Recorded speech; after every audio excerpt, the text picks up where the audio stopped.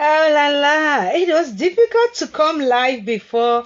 I think the connection isn't the best in my sacred space. That's my room, and in that area. But well, let's see how it goes, and then eventually I might have a better spot and also get some better lighting.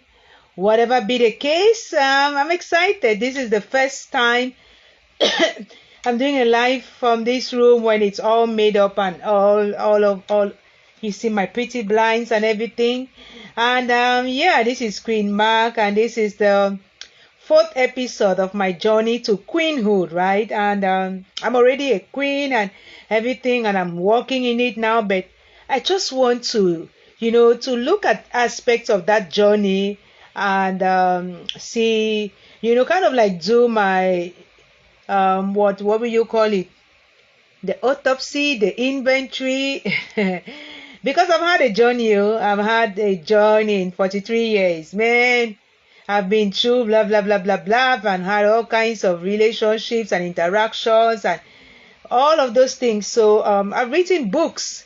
I was, setting up my office, putting the books there and everywhere, and I was like, there's one is missing, two are missing, because there are like 8 of them plus a journal that makes 9. So there's so much to mark, and I share all of this because God said it's a ministry, and secondly, I want to inspire and motivate people. That's my purpose in life. And thirdly, I know that many sisters who have been through stuff, some more than mine, some less than mine, some the same thing, and sometimes they feel so alone, because these are not things we normally talk about. And please, me myself, I find my face funny, so if it's funny, just laugh. Next time I will not choose these things again, and I'm not going to sit here. But I don't want to shift because the network can be lost. So that's why I'm saying that I'm sharing, because I want sisters and queens to know that it's okay to go through stuff, but it's not okay to stay in those stuffs, and that it's possible to get to the other side. And although I want to be reading from this, my memoir, my Unconventional Loves, my hurts, my adulteries, my redemption, which I published in 2013, and which for me it's really the Genesis to maybe New Testament of my journey, my story. It's important because if you don't know that Genesis and everything, you might just see Mark today and think Mark just fell like manna from heaven. No. It was a journey. And before I start reading the chapter, I just want to read this poem, which I wrote in 2017. The title of the poem is Hopeless, Hopeful. Hopeful? No, hopeless that way, hopeful that way. She crawled under her bed. It made no more sense. Such sham and shame. The weight, mind and mass. Needless living on. Who cares what goes on? It is truly hopeless. She publishes a fourth memoir, kind of movie, the 360 degrees transformation, hard work, tough choices, faith, hope, love. It is truly hopeful. I wrote that in 2017, and we are here today in 2022. I'm a queen, yes, and I have a king in my life now, yes, but there was a time when I fumbled and I got married, and I wrote about it in my first memoir, and I titled it Marriage, My Refuge. So, I got married in 2014. I met somebody in December of 20. I got married in 2015. I met somebody in December of 2014, and I just told him immediately, look, if you don't want to get married, just leave. So by the March of the following year, we were married, and the Lord Mayor was no other than my father.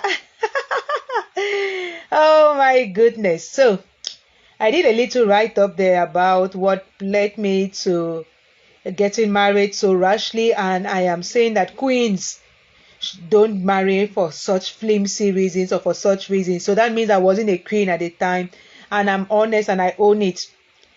So another chapter of my life, what's next? That's my son, the son I had out of wedlock and who was called a bastard.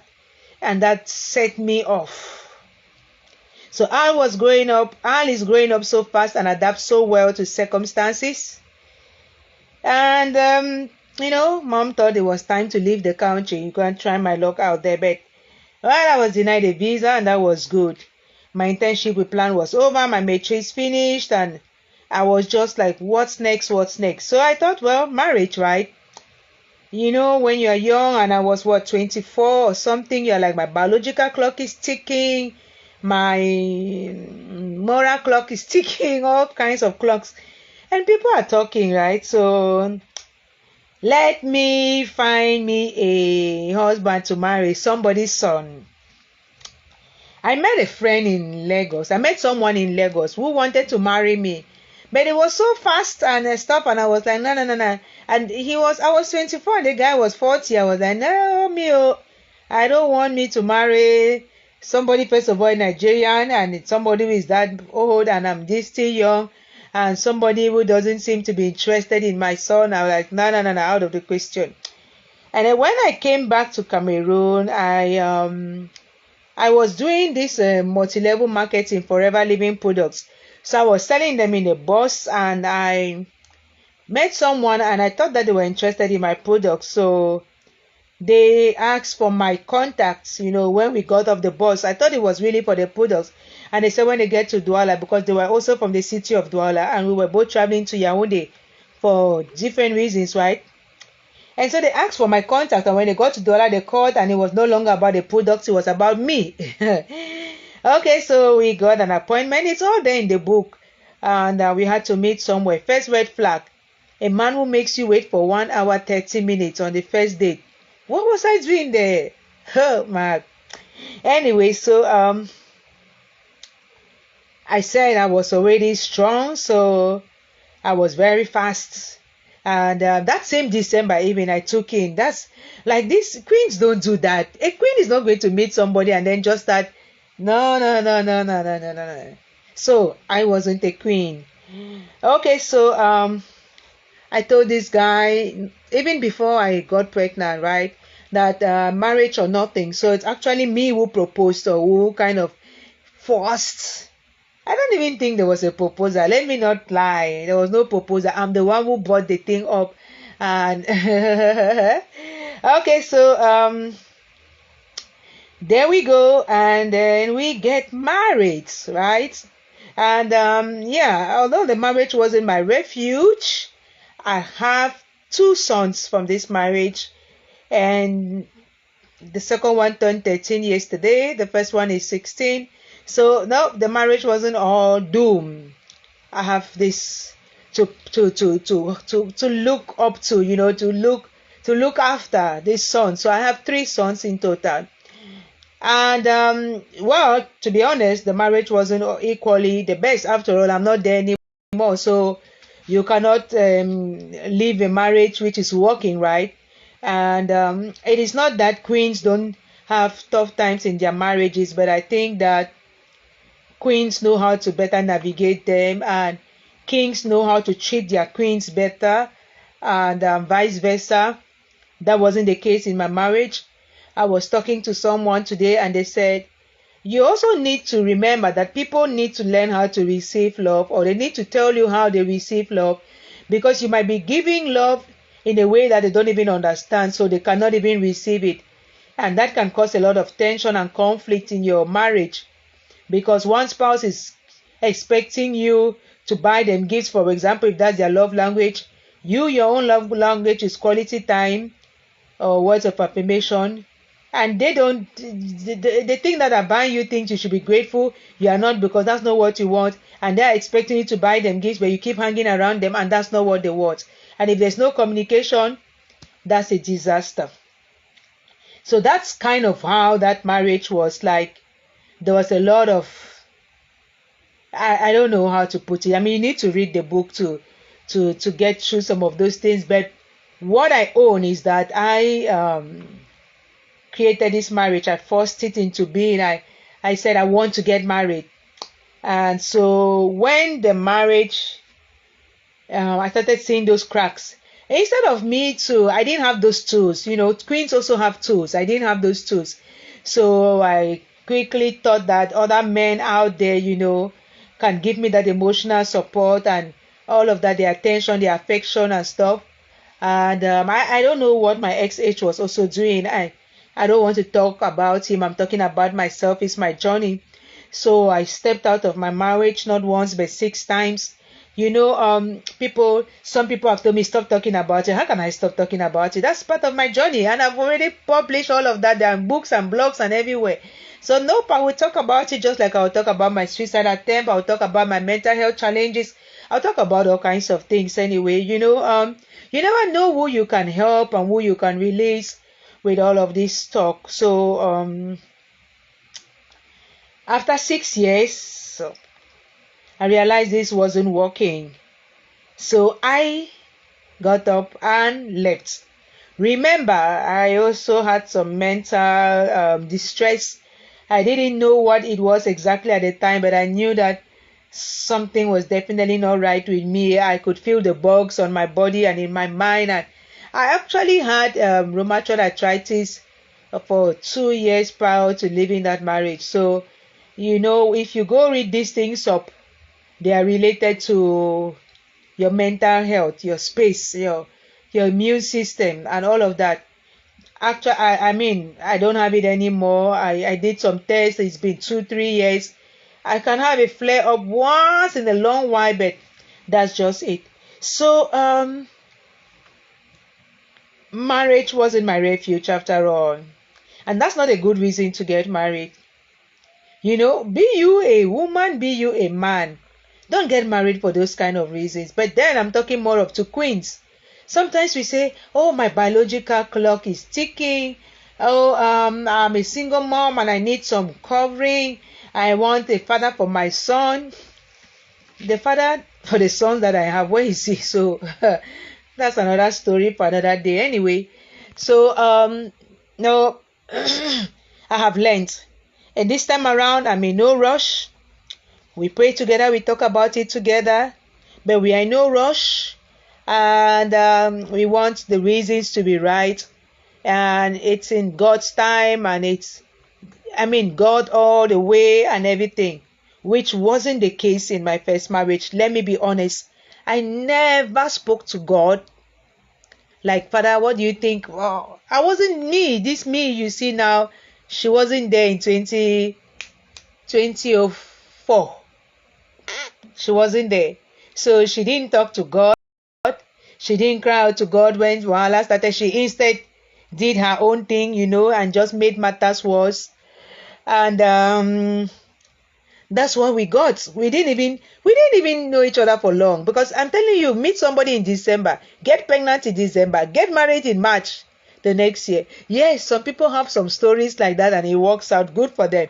But for me, it didn't. And that was like, what were you even thinking of?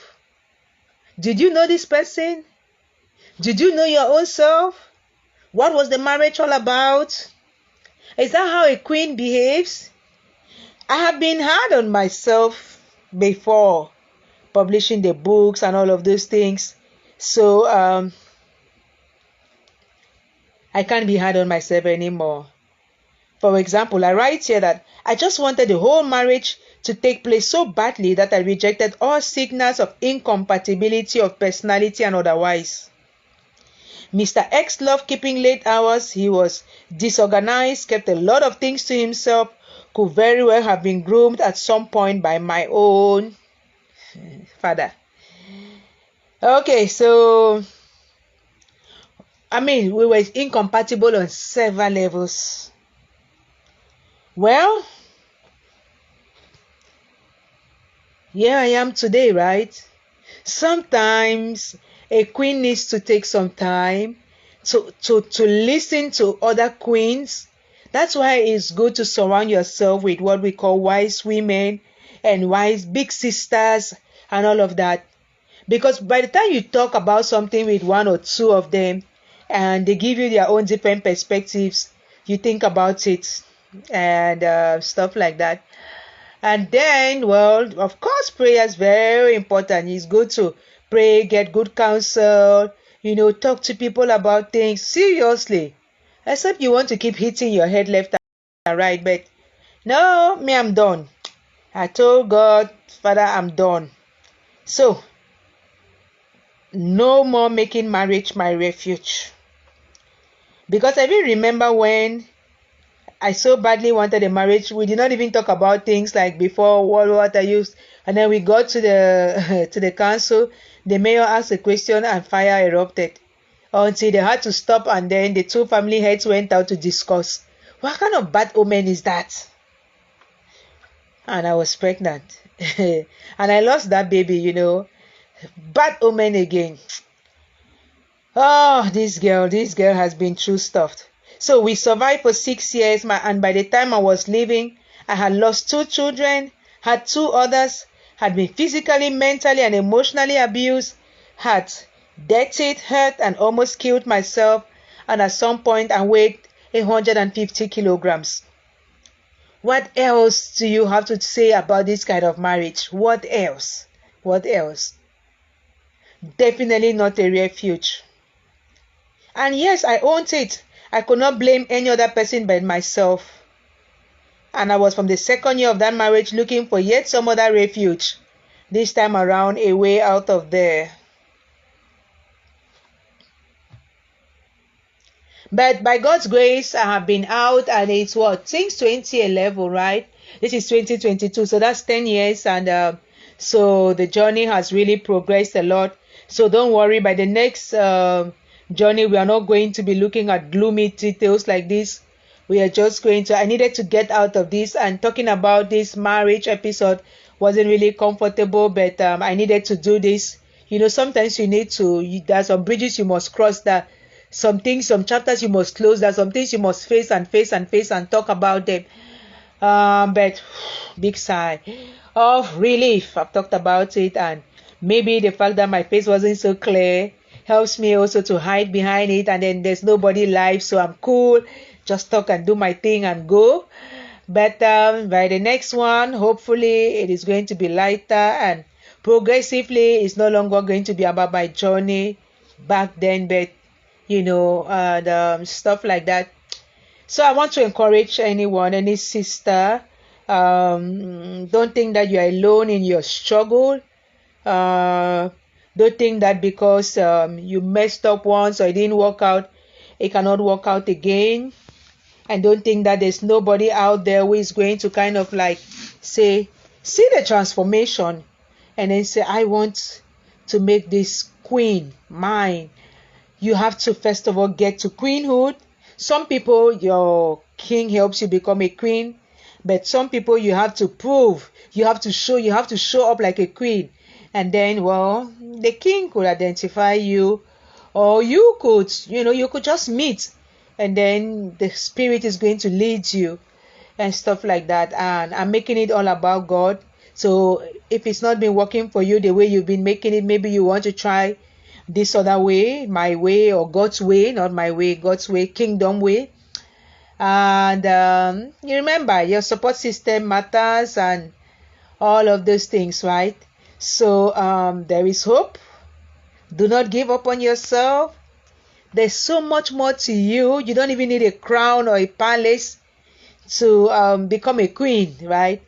Just keep working on yourself, and God's going to crown you a queen, or you're going to feel ready, to step into that and start carrying yourself around like a queen, and, valuing yourself as one, and treating yourself as one, talking like one, acting like one, and all of that. And then you're going to attract kings, not playboys and, narcissistic and misogynistic and all of those kind of weird people. To God be the glory. Great things He has done in my life. Amen.